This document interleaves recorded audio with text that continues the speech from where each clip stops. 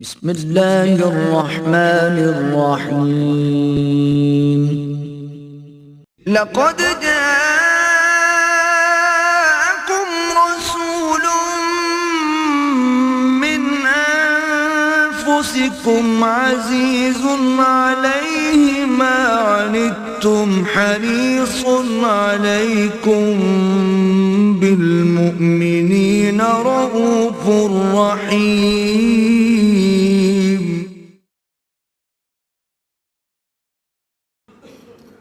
نحمده ونصلي على رسوله الكريم. اما بعد فقد قال الله تبارك وتعالى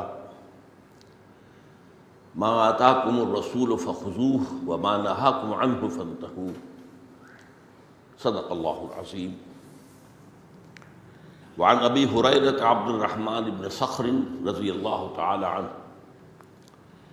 قال سمعت رسول الله صلى الله عليه وسلم يقول ما نهيتكم عنه فاجتنبوه وما امرتكم به فافعلوا منه ما استطعتم فانما اهلك الذين من قبلكم كثرة مسائلهم واختلافهم على انبيائهم. رواہ الامام البخاری رحمہ اللہ و امام مسلم رحمہ اللہ. رب اشرح لي صدری ویسر لي امری واحلل عقدۃ من لسانی یفقهوا قولی. اللهم ربنا الہمنا رشدنا واعذنا من شرور انفسنا. اللهم ارنا الحق حقا وارزقنا اتباعه وارنا الباطل باطلا وارزقنا اجتنابه. اللهم وفقنا لما تحب وترضى وتقبل منا فإنك خير المتقبلين. آمین یا رب العالمین. ابھی جو میں نے آپ کو سنائی ہے یہ 40 نبوی کی حدیث نمبر 9 ہے. ہمارا آج کا سبق تو اصلاً اسی پر ہے، لیکن کچھ باتیں مجھے ابھی آپ سے کہنی ہیں پچھلی حدیث کے بارے میں جو ہم پڑھ چکے ہیں. نہ صرف یہ کہ حدیث نمبر 8 کے اعتبار سے، بلکہ وہ اضافی حدیث جو معاذ بن جبل رضی اللہ تعالی عنہ سے مروی ہے اور جس کی کہ اندر بڑی تفصیل آئی ہے، وہ ہم پڑھ چکے ہیں. وہ مضمون اس میں بھی وارد ہوا ہے. لیکن یہ کہ اس کے ضمن میں جو حدیثیں آئی ہیں ان کے اگر خاص پس منظر کو سامنے نہ رکھا جائے تو بہت بڑا مغالطہ پیدا ہوتا ہے. ان سے اندازہ یہ ہوتا ہے، اور عام آدمی کہہ سکتا ہے، اور جو مخالفین ہیں قرآن کے وہ اس آیت سے استدلال کر کے یہ الزام عائد کر سکتے ہیں کہ اسلام تو بالجبر پھیلا ہے، طاقت سے پھیلا ہے، تلوار کے ذریعے پھیلا ہے. کیونکہ الفاظ کیا ہیں؟ امرت ان اقاتل الناس، مجھے حکم ہوا ہے میں لوگوں سے جنگ کروں، حتی یشہدوا ان لا الہ الا اللہ وان محمد رسول اللہ، یہاں تک کہ وہ گواہی دے کہ اللہ کے سوا کوئی معبود نہیں اور یہ کہ محمد اللہ کے رسول ہے صلی اللہ علیہ وسلم. وَيُقِيمُوا الصَّلَاةَ وَيُؤْتُوا الزَّكَاةَ، اور نماز قائم کریں اور زکوٰۃ ادا کریں. تو اس حدیث کا متن تو بتا رہا ہے کہ بالجبر، بزور شمشیر لوگوں کو مسلمان بنایا گیا، جبکہ یہ واقعہ نہیں ہے. اس اعتبار سے پچھلی مرتبہ میں نے القتال فی القرآن والسیرہ، قتال فی سبیل اللہ کا ذکر جو قرآن میں ہے اور جو سیرت النبی سے ہمیں معلوم ہوتا ہے، اس کے حوالے سے میں نے بیان کیا تھا کہ 3 قسم کے قتال ہیں جو ہمیں قرآن میں اور سیرت النبی میں ملتے ہیں. پہلا قتال ہے بنیادی جو فریضہ حضور کا تھا، اللہ کے دین کو غالب کرنا. اس کے ضمن میں جبکہ دعوت اور تبلیغ کے ذریعے سے اتمام حجت ہو چکا ہو، اور دوسری طرف ایک معتدب تعداد میں لوگ تیار ہو چکے ہوں جو منظم بھی ہوں اور جان دینے کو تیار ہوں، اور یہ کہ وہ خود دین پر عمل پیرا ہوں، یہ 2 شرطیں پوری ہو جائیں تو پھر قتال. جو بھی مزاحم ہے راستے میں، اب اگر وہ کفار ہیں تو ظاہر بات ہے کہ کوئی اس میں شک و شبے کی گنجائش ہی نہیں کہ ان سے قتال ہوگا. لیکن فرض کیجئے کہ یہی کیفیت آج کسی مسلمان ملک میں ہو جاتی ہے. اب ہم معلوم ہے کہ ہم نام کے مسلمان ہیں نا دنیا میں، وہ جو 1.25 ارب یا 1.5 ارب مسلمان ہیں، اگر ہم واقعی مسلمان ہوتے تو کیا دنیا میں ذلیل و خوار ہوتے ہیں؟ آج کیوں ذلیل کے کل تک نہ تھی پسند گستاخی فرشتہ ہماری جناب میں؟ اب ان نام کے مسلمانوں کے کسی ملک میں جہاں حکومت بھی ظاہر بات ہے اسی طرح کے لوگوں کی ہوگی، اگر کوئی دعوت دین، کوئی تحریک اسلامی اس حد تک پہنچ جائے کہ اس کی جانب سے لوگوں پر اتمام حجت بھی ہو گیا ہو دعوت اور تبلیغ کے ذریعے سے، اور ایک جماعت بھی ایسی تیار ہو چکی وہ حزب اللہ جو خود اللہ کے احکام پر کاربند ہو، اور یہ کہ ان کے دلوں میں کوئی آرزو دنیا کی باقی نہ رہے سوائے اللہ کی رضا کے حصول کے، اور وہ منظم ہو، ایک امیر کی اطاعت کر وہ لازم اپنے اوپر کر لے، تو پھر چاہے وہ حکومت مسلمانوں کے نام کے مسلمانوں کی ہو، ان کے خلاف بھی قتال جائز ہے۔ یہ قتال اس کو حرام کوئی نہیں کر سکتا۔ یہ کام کیا صرف غلام احمد قادیانی نے کہ دین کے لیے حرام ہے دوستو قتال، یہ اس نے کہا ہے، لیکن ظاہر بات ہے کہ وہ دائرہ اسلام سے خارج ہوا، اس نے نبوت کا دعویٰ کیا، خود کافر ہوا، اب ظاہر بات ہے جنہوں نے اس کو مانا وہ بھی کافر ہوئے۔ تو اس اعتبار سے یہ تو بہت گمراہ کن بات ہے کہ اب قتال ختم نہیں، قتال جاری رہے گا۔ ایک حدیث بھی ہے، القتال فی سبیل اللہ جہر منذ بعثنی اللہ الی ان یقاتل آخر هذه الامۃ الدجال، اللہ کی راہ میں جنگ کا معاملہ جاری رہے گا جس دن سے اللہ نے مجھے بھیجا ہے، اس دن سے لے کر اس وقت تک جبکہ میری امت کا آخری حصہ دجال کے خلاف جنگ کرے گا، تو قتال تو جاری رہے گا۔ لیکن ہاں یہ ضرور ہے کہ آج کے حالات میں اس کا ایک متبادل جو ہے وہ بھی موجود ہے، اور وہ کس وجہ سے کہ حکومت آج کل بہت طاقتور ہے، عوام جو ہیں وہ نہتے ہیں، حکومتوں کے پاس اسٹینڈنگ آرمیز ہیں لاکھوں کی تعداد میں، ان کے پاس جو ہے ہوائی جہاز ہیں، ایئر فورس ہے، ٹینک ہے، ہیلی کاپٹر گن شپس ہیں، اس لیے مقابلہ جو ہے وہ ان ایکول ہے۔ تو اس کا بدل وہ ہے کہ ایک منظم پرامن عوامی تحریک کا سیلاب آئے جو حکومت کو بہا کرنے جائے۔ اس میں قربانیاں دینی پڑیں گی، جو لوگ بھی یہ کام کریں گے پہلے ان پر فوج جو ہے ملک کی گولیاں چلائے گی، لیکن بالآخر جو ہے کچھ عرصے کے بعد فوج ہاتھ اٹھا دے گی کہ اب ہم اپنے ہم وطنوں کو زیادہ نہیں قتل کر سکتے۔ یہ ہو چکا ہے ہمارے ہاں 1977 کی تحریک میں ہو چکا ہے، اور یہ ہو چکا ہے ایران میں۔ لیکن بہرحال یہ قتال کی ایک شکل ہے، اور قرآن مجید میں اکثر و بیشتر جو قتال کا ذکر ہے وہ اسی نوعیت کا قتال ہے۔ دوسری نوعیت کا قتال جو آیا ہے، جس کا حکم آیا ہوا نہیں بالفعل، وہ سورہ توبہ کی ابتدائی 6 آیات اور ان احادیث کے اندر ہے۔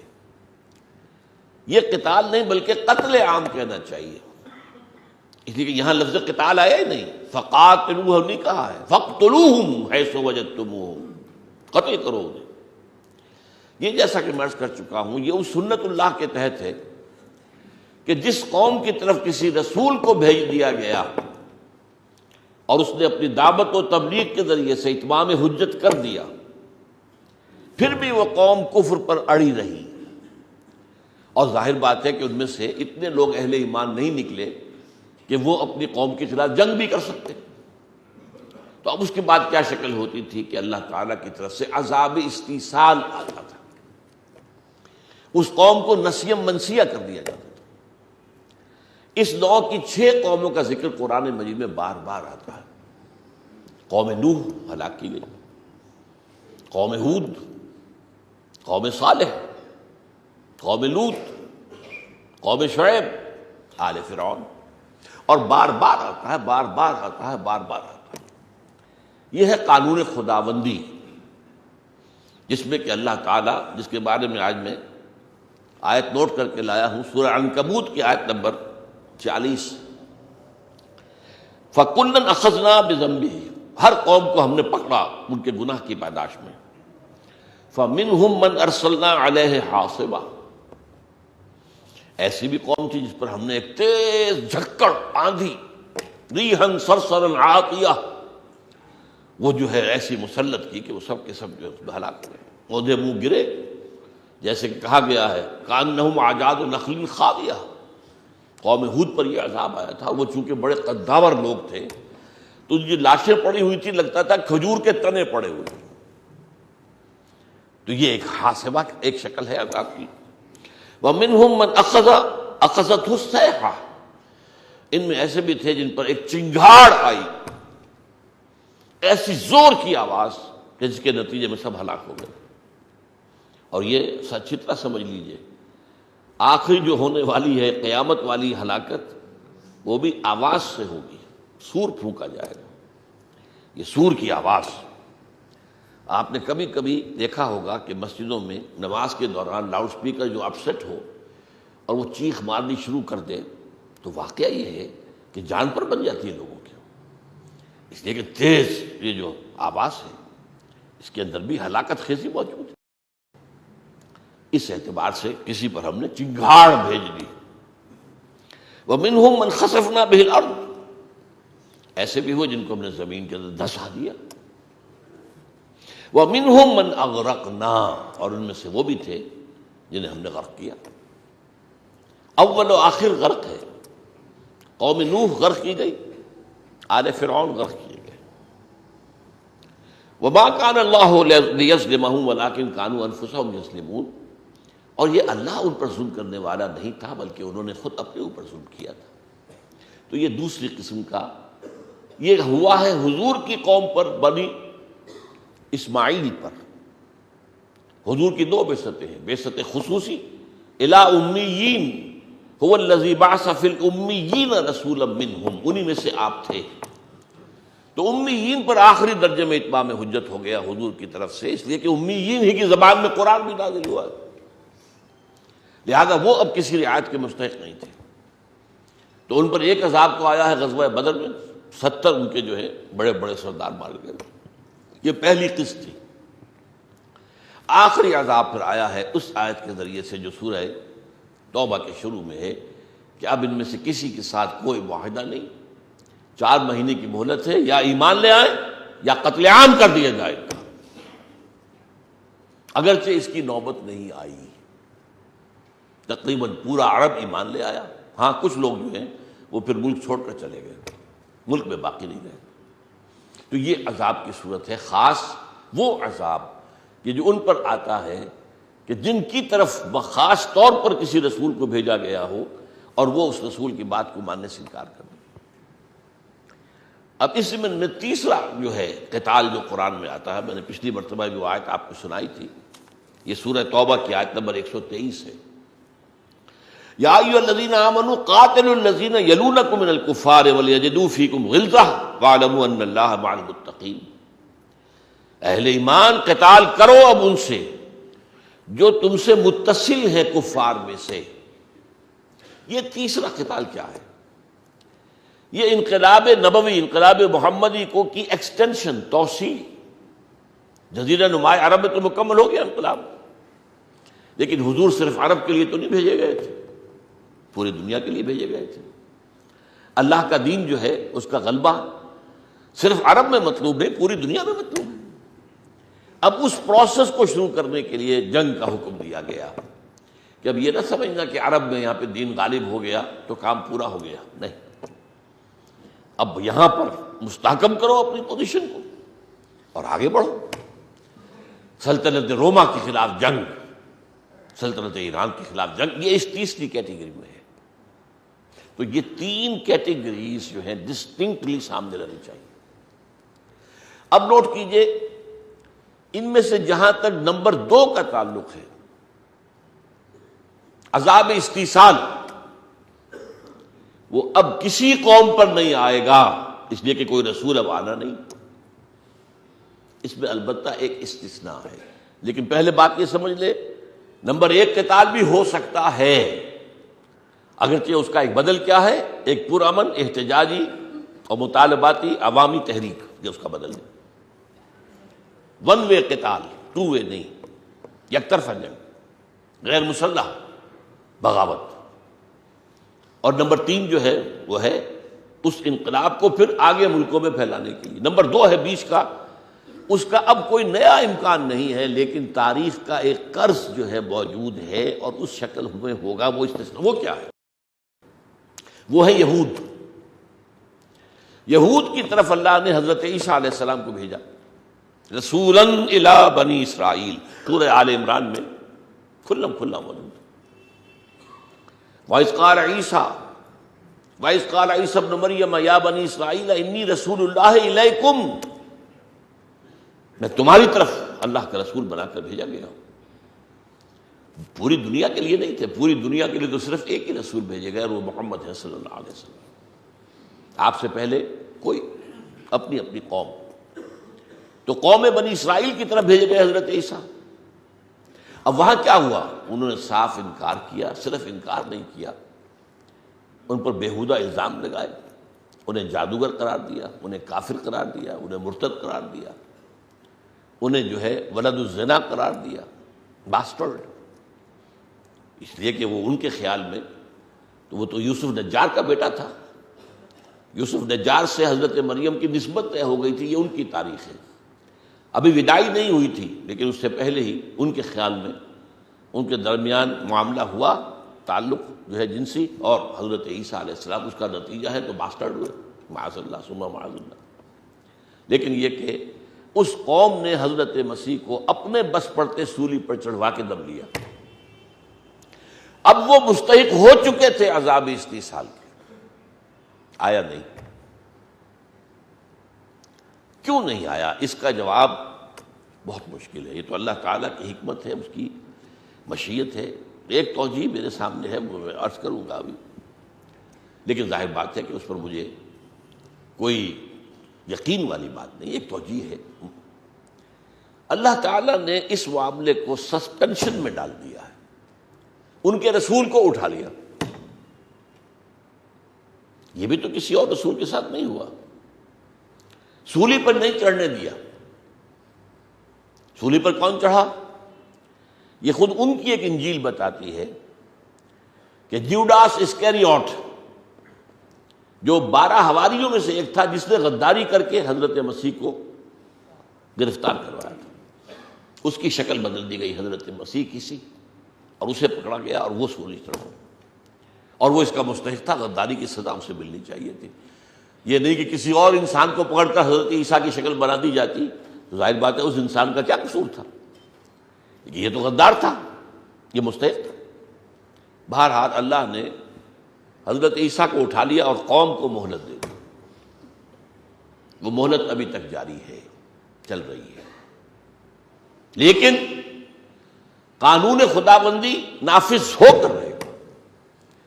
حضرت عیسیٰ ہی دوبارہ آئیں گے علیہ الصلوۃ والسلام، اور انہی کے ذریعے سے ان کی قوم کے اوپر آخری ہلاکت کا عذاب استیصال یہ ان کے اوپر نافذ ہو، یہ ہونا ہے، جس کی خبریں جو ہیں صحیح احادیث کے اندر دی گئی ہیں، جن میں کسی شک و شبے کی گنجائش نہیں۔ صحیحین کی نزول عیسیٰ پر جس شخص کا ایمان نہیں ہے، میں سمجھتا ہوں اس کا قرآن پر ایمان نہیں ہے۔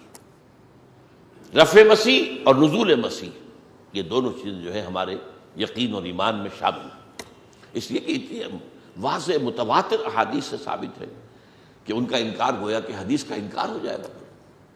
ہیں ایسے لوگ، بدبخت لوگ موجود ہیں، لیکن یہ کہ بہرحال یہ جو ہونا ہے حضرت مسیح ہی کے ہاتھوں ان کا آخری انجام ہوگا، اور ان کا جو اینٹی کرائسٹ کھڑا ہوگا، جو کہے گا میں ہوں مسیح، وہ دجال، مسیح الدجال، اس کو حضرت مسیح ختم کریں گے اپنے ہاتھ سے، اور اس کے بعد قتل عام ہوگا ان کا، کوئی یہودی نہیں بچے گا۔ البتہ یہ جو عیسائیوں کا ایک فرقہ ہے پروٹیسٹنٹس، اور ان میں سے آج کل جو بہت ایکٹیو ہیں ایونجلسٹ، ان کا ایک رسالہ نکلتا ہے، میں نے پہلے بھی ذکر کیا تھا، فلاڈلفیا شہر ہے امریکہ کا، فلاڈلفیا ٹرمپٹ، اس کے ایڈیٹر نے لکھا ہے کہ 80% یہودی قتل ہو جائیں گے، صرف 20% بچیں گے۔ کیوں؟ میں اس کو تسلیم کرتا ہوں، اس کا امکان ہے کہ ہو سکتا ہے یہودیوں میں سے 20% اب آمد ثانی حضرت مسیح کی جب ہو تو ایمان لے آئے، یہ ہو سکتا ہے، جب دوبارہ آئیں گے تو 20% ہو سکتا ہے ایمان لے آئیں، تو وہ بچ جائیں۔ لیکن جو بھی کفر پر اڑا رہے گا وہ لازماً قتل ہوگا، یہاں تک آتا ہے کہ اگر کوئی یہودی کسی پتھر کے پیچھے چھپے گا تو پتھر بولے گا اے مسلمان، اے بھائی میرے، آؤ ذرا میرے پیچھے یہودی چھپا ہوا سے قتل کرو۔ کسی درخت کے پیچھے چھپے گا تو درخت بھی بولے گا، سوائے ایک درخت غرقد کے، جس کی کہ انہوں نے بڑے پیمانے پر کاشت کی ہے اسرائیل میں غرقد کی، وہ ہماری احادیث کو جانتے ہیں۔ اس حوالے سے سمجھ لیجئے کہ یہ 30 ان کا بھی قانون خداوندی جو ہے یہ ختم نہیں ہوگا، یہ تھوڑا سا گیپ ڈال دیا گیا ہے، یعنی سینٹنس تو ہو چکا ہے، ایگزیکیوشن نہیں ہوئی، وہ ایگزیکیوشن جو ہے ڈیفرڈ ہے، لیکن ہوگی حضرت مسیح ہی کے نزول کے بعد، جو ان کے رسول تھے۔ یہ معاملہ، اور اس کے ساتھ ہی حضرت مسیح جب آئیں گے، یکسر الصلیب و یقتل الخنزیر، حدیث کے الفاظ یہ ہیں، صلیب کو توڑ دیں گے، خنزیر کو قتل کر دیں گے۔ یعنی یہ جو دو چیزیں انہوں نے گھڑ لی ہیں عیسائیوں نے، صلیب پر حضرت عیسیٰ مصلوب ہوئے، اب وہ ان کا نشان ہے قومی، حضرت مسیح کہیں گے میں صلیب ہوا ہی نہیں، یہ کیا تم نے کہانی بنا رکھی ہے، لہذا صلیب ختم، عقیدہ صلیب ختم تو عیسائیت ختم، عیسائیت تو کھڑی عقیدہ صلیب کے اوپر۔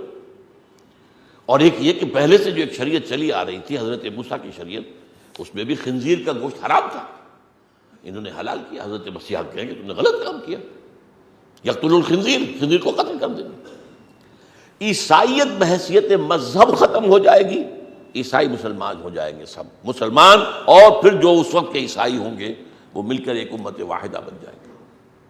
یہودی سب کے سب قتل ہو جائیں گے، اور ان میں سے اگر کوئی امکان بچنے کا ہے تو ان کا کہ جو حضرت مسیح کی آمد ثانی کے اوپر وہ ایمان لے آئے۔ اب اپنا خیال عرض کر رہا ہوں ڈرتے ڈرتے، یہ کیوں ان کو رکھا گیا ہے؟ 1400 برس ہو گئے ہیں، بلکہ 2000 برس ہو گئے ہیں۔ یہ جو گویا کہ حضرت مسیح کو سولی پر چڑھانا جو بھی انہوں نے اپنے بس میں تو چڑھا دیا، اسی وقت مستحق ہو چکے تھے عذاب 30 سال کے، یہ 2000 سال کا وقفہ کیوں دیا گیا؟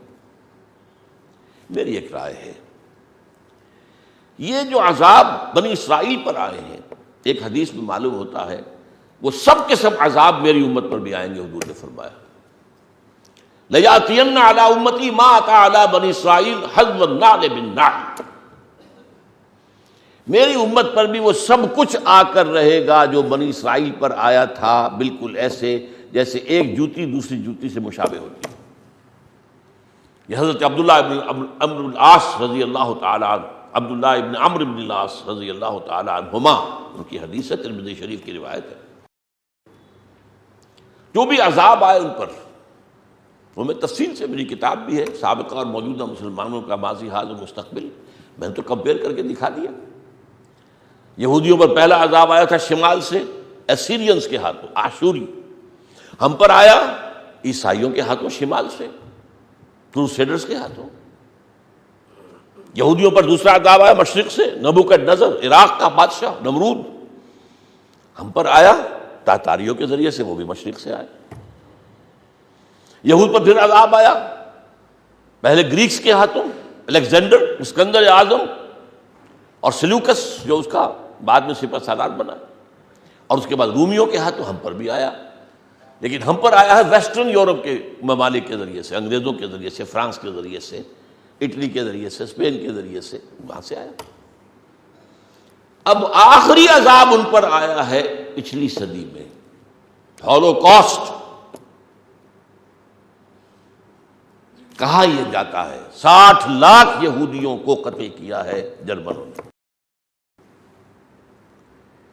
یہ عذاب ابھی اس امت کے اوپر آنا ہے، میں ڈرتے ڈرتے کہہ رہا ہوں۔ اور کس پر آنا ہے؟ امت کے بہتر حصے پر۔ وہ بہتر حصہ کون سا ہے؟ امیین، بنی اسماعیل۔ اس وقت پوری امت مسلمہ مجرم ہے کہ کسی دنیا میں ایک کونے میں بھی ہم نہیں دکھا سکتے کہ آؤ لوگوں یہ یہاں پر اسلام ہم نے قائم کر کے دکھا دیا تمہیں، آ کے دیکھ لو۔ یہ نظام عدل اجتماعی یہاں موجود ہے، اپنی آنکھوں سے آ کر مشاہدہ کر لو، اس کی برکات دیکھ لو آ کر۔ ایک انچ زمین بھی نہیں، تو ہم مجرم ہیں۔ لیکن ہم مجرموں میں سب سے بڑے مجرم عرب۔ کیوں؟ ہمارے لوگوں کے لیے تو قرآن جو ہے اجنبی کتاب ہے، اجنبی زبان ہے۔ وہ جو ہے چٹائی توڑ تعلیم حاصل کریں، عربی سیکھیں تو قرآن سمجھیں گے نا، ان کی اپنی زبان میں قرآن، تو ان کو ایک رتبہ بھی ملا تھا کہ حضور ان میں سے تھے، جن کے رتبے ہیں سوا، ان کی سوا مشکل ہے، جن کا مقام اونچا ہوتا ہے ان کا محاسبہ بھی اتنا ہی سخت ہوتا ہے۔ جیسے سورہ احزاب میں فرمایا ہے، نبی کی بیویوں تم عام عورتوں کی مانند نہیں ہو، اگر تم نے کوئی غلط حرکت کی تو تمہیں دوہرا سزا ملے گی، کیوں؟ تمہارا مقام دوسروں سے مختلف ہے۔ یہ عذاب ہے جو عربوں پر یہودیوں کے ہاتھوں آنا ہے، آرمگڈون۔ یہ جو تھرڈ ورلڈ وار آپ اخباروں میں پڑھتے رہتے ہیں، تھرڈ ورلڈ وار، اس کے لیے فضا تیار ہو رہی ہے، مڈل ایسٹ اس کا میدان جنگ ہوگا۔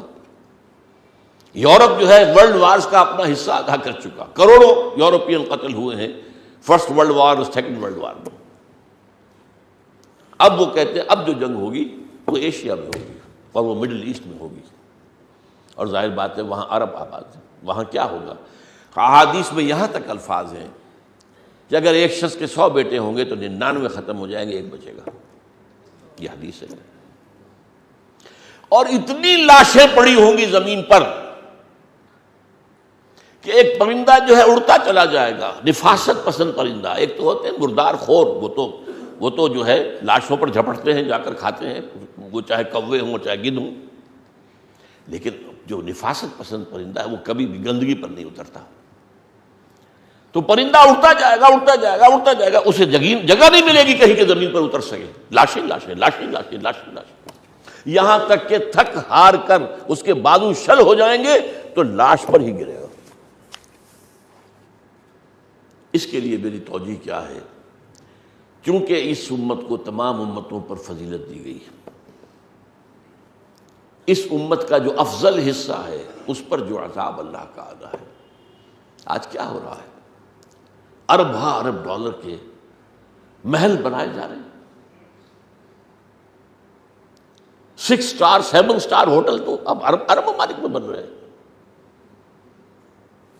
جہاں صرف داخلہ کئی $100 دے کر ہوتا ہے۔ جس طرح کے کارنش انہوں نے اپنے سجائے ہیں پورے امریکہ میں کہیں نہیں ہے۔ میں گھوما ہوں، میں نے مغربی ساحل بھی دیکھا ہے، مشرقی بھی دیکھا ہے، جنوبی بھی دیکھا ہے، سب دیکھا ہے۔ اس وقت کچھ کیا ہے؟ یتطاولون فی البنیان، یہ عمارتیں بنانے میں ایک دوسرے کا مقابلہ کریں گے اونچائی کے اندر۔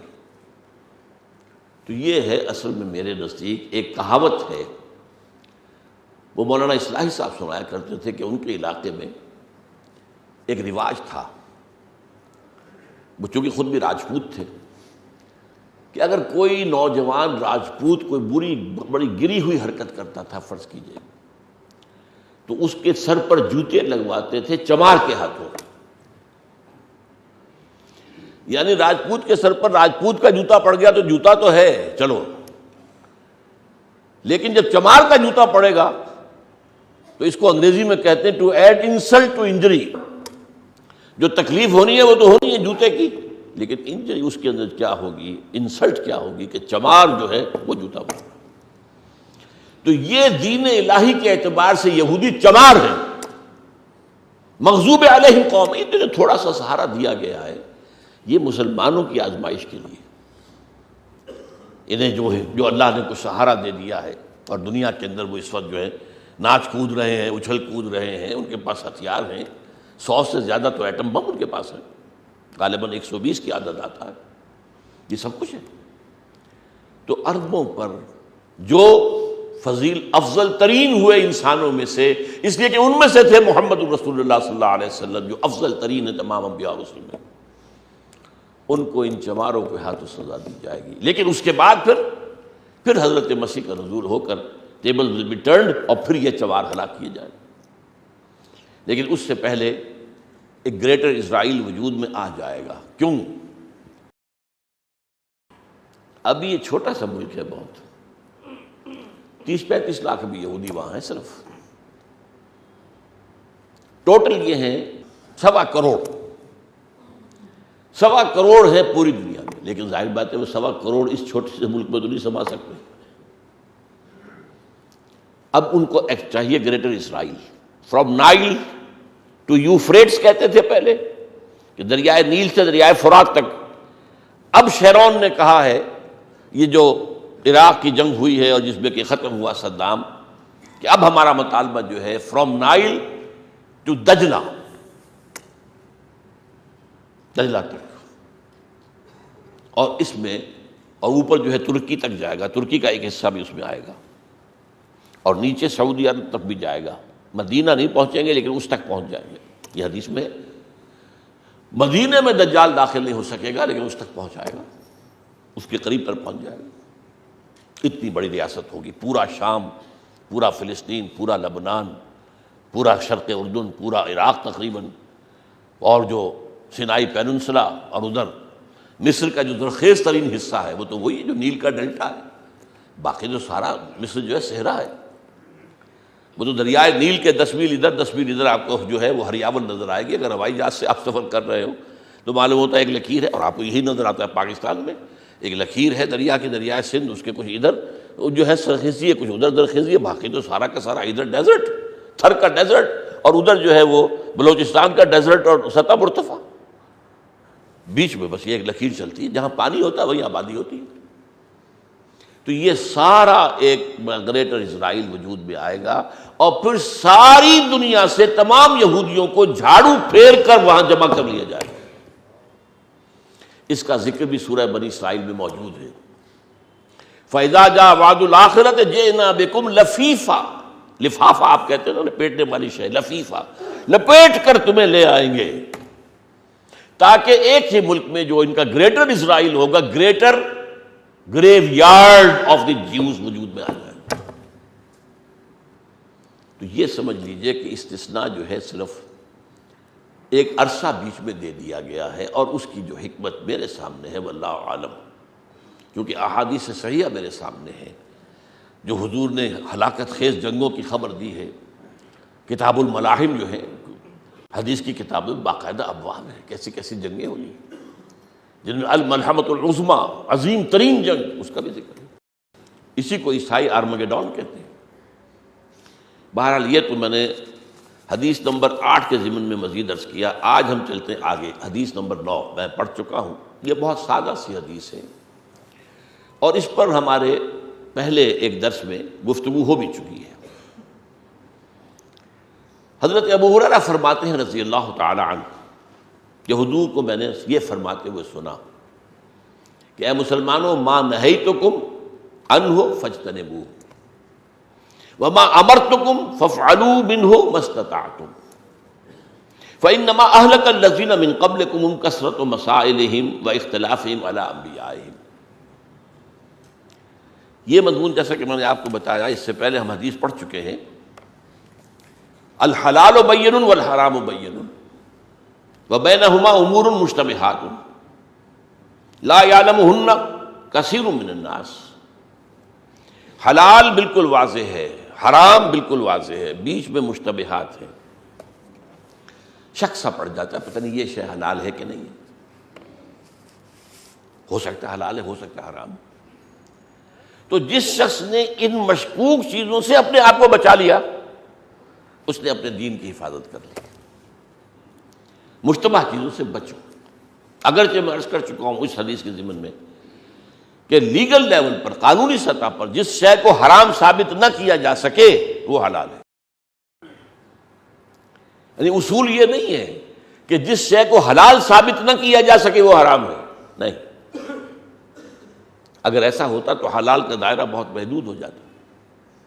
نہیں، جو چیز از روئے قرآن و سنت، از روئے نصوص قرآن و حدیث جو چیز حرام ثابت نہیں ہوتی وہ حلال ہے، اس کو مباح کہیں گے، پرمیسیبل۔ لیکن اگر اس کے اندر کوئی حصہ ایسا ہے جس میں شبہ ہے تو اپنے دین کو اگر بچانا ہے تو ان مشتبہات سے بھی بچو۔ اب وہی بات یہاں آ رہی ہے، دیکھو جس چیز سے میں نے تمہیں روک دیا ہے، ما نہیتکم عنہ فاجتنبوہ، اس سے باز رہو، وما امرتکم بہ فافعلوا منہ ما استطعتم، اور جس چیز کا میں تمہیں حکم دیتا ہوں، میں نے حکم دیا ہے، اپنے مقدور بھر اس پر عمل کرو۔ لیکن یہ کہ مین میخ نکالنا، بال کی کھال اتارنا، کثرت و مسائلہم، پہلی قوموں کو ہلاک کیا اس چیز نے کہ وہ اپنے انبیاء سے بہت سوال کرتے رہے، حضرت اس طرح ہو تو یوں ہو جائے گا تو کیا ہو جائے گا، اور حضرت اگر یوں ہو جائے تو کیسا ہو جائے گا، اور حضرت اگر یہ ہو تو کیا ہوگا۔ اس سے روکا گیا، اس لیے کہ اس میں اگر اللہ اور اس کے رسول نے بات کھلی چھوڑی ہے تو تمہیں ایک آزادی دے رکھی ہے، اور تم اللہ اور اس کے رسول کی طرف سے کمٹ کرا کر لوگوں کے لیے وہ جو دائرہ ہے اس کو تنگ کرا دو گے۔ جیسے کہ بڑی مشہور حدیث ہے، جب حج کی فرضیت کی آیت اتری ہے اور حضور نے حج کے فرض ہونے کا اعلان کیا، اب ایک شخص کھڑا ہو گیا، حضور کیا ہر سال فرض ہے؟ حضور نے ادھر سے رخ پھیر لیا، وہ ادھر آ گیا، حضور کیا ہر سال فرض ہے؟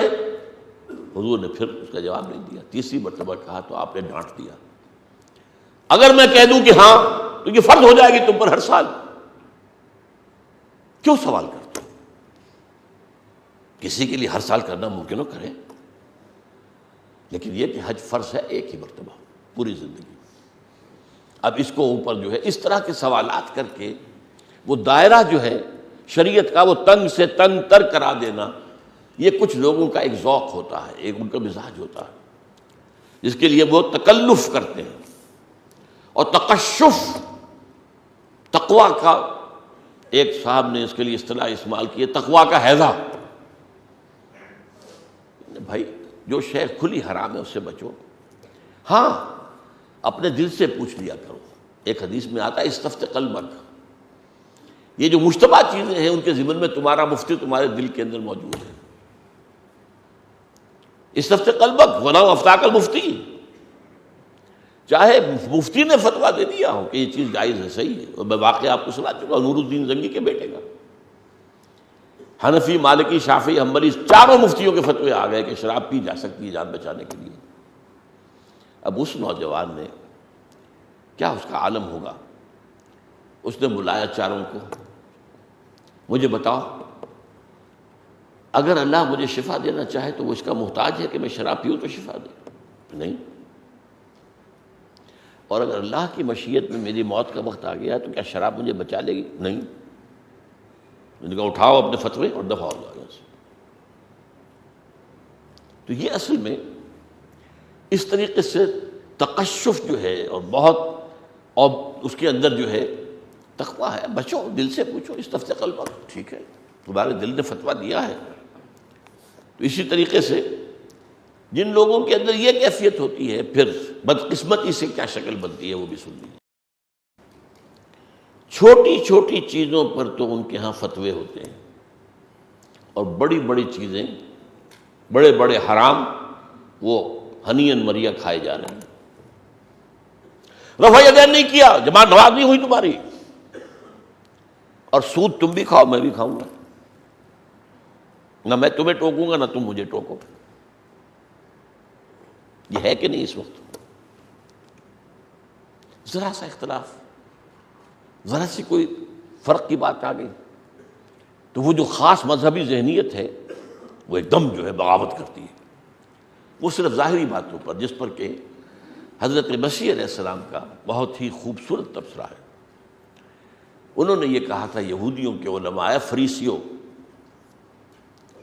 تمہارا حال یہ ہے کہ مچھر چھانتے ہو اور سموچے اونٹ نگل جاتے ہو۔ یہ ہوتا ہے جب اس قسم کی ذہنیت پیدا ہو۔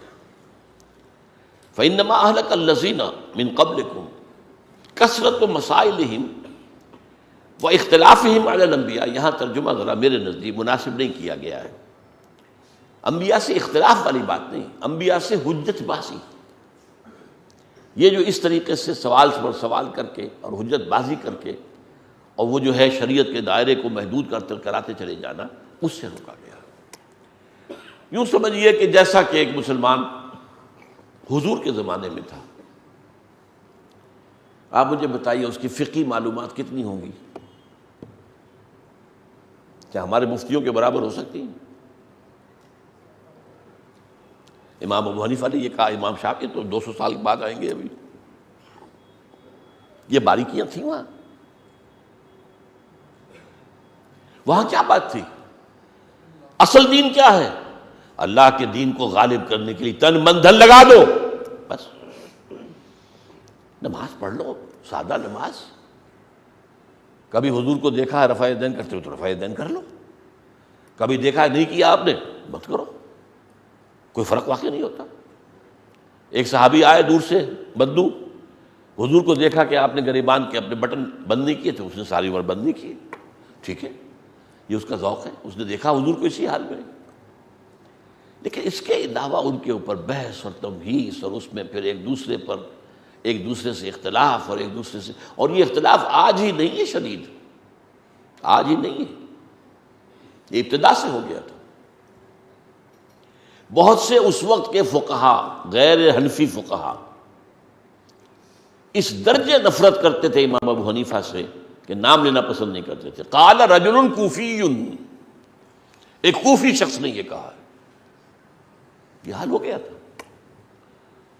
قال رجل کوفی، ایک کوفی شخص نے یہ کہا، بھائی اس کا نام لو، قال ابو حنیفہ رحمہ اللہ، اختلاف آپ کر لیجئے، ان کی بات کو آپ رد کرنا چاہتے ہیں دلیل سے رد کر دیجئے۔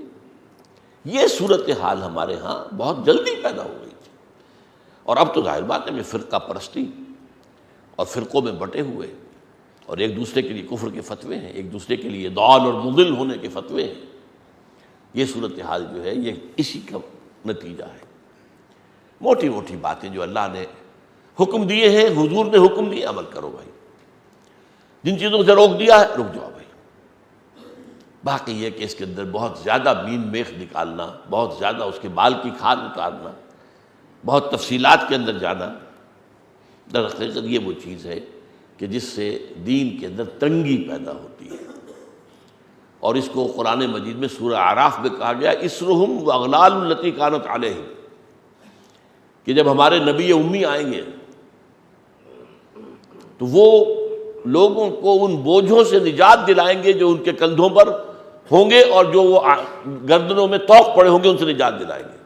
یہ یہودیوں کے اندر جو بات تھی، باریک بینی قانون کے اندر، اس کے اندر جو ہے وہ بڑھتا چلا جا رہا ہے معاملہ۔ قربانی ہوگی تو اس کی کیا کیا تفاصیل ہیں، وہ پڑھ کر انسان جو ہے دنگ ہو جاتا ہے۔ یہ ساری چیزیں جو تھی یہ اسر اور اغلال تھے، یہ بوجھ تھے جو لوگوں کے اوپر ڈال دیے گئے تھے۔ اور ایک بات پتے کی اور بھی ہے، علماء کو تو باب الحیل بھی آتا ہے، اس سے نکلنے کے لیے راستہ آتا ہے، عام آدمی مرتا ہے اسے تو ہیلے معلوم نہیں ہے، علماء اپنے لیے ہیلے تلاش کر لیتے ہیں، اور یہ کوئی چھوٹے موٹے علماء نہیں۔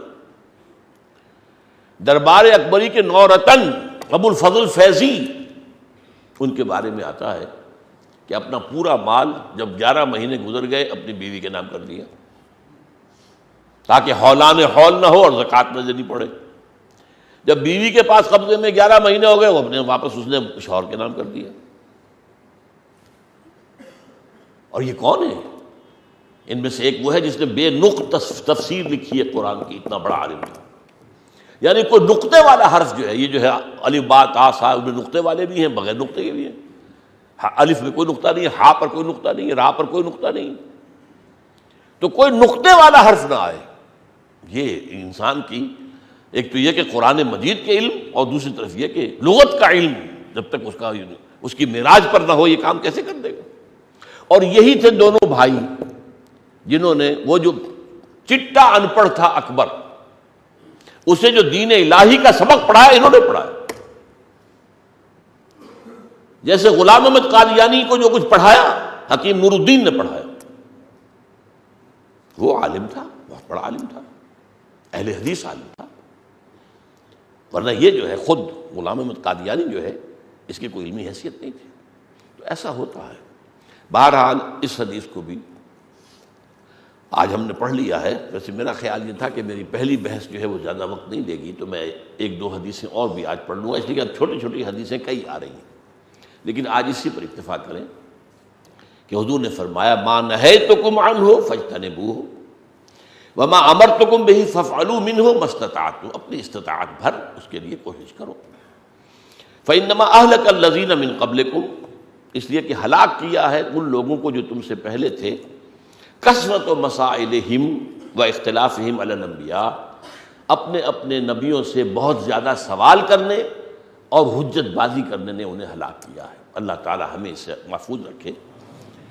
بارک اللہ لی و لکم فی القرآن العظیم و نفعنی و ایاکم بالآیات و ذکر الحکیم۔